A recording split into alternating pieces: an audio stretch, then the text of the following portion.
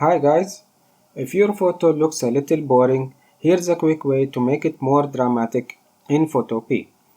So open the image in Photopea, go to Filter, Camera Raw, and here you have sliders that you can move on the right side. So go to the dehaze and just increase it slightly. This will add depth and contrast to the image. You can also move the clarity as you like, and also the contrast slider.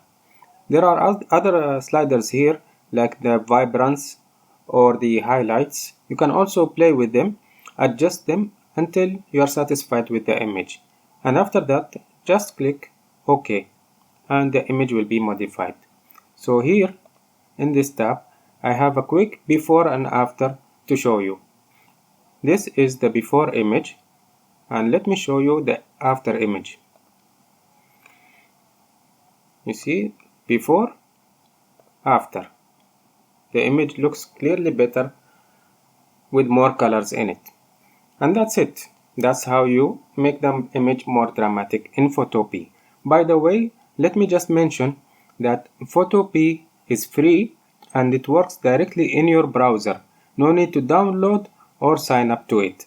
Also, it's a free alternative to Photoshop. Thank you for watching. Have a great day.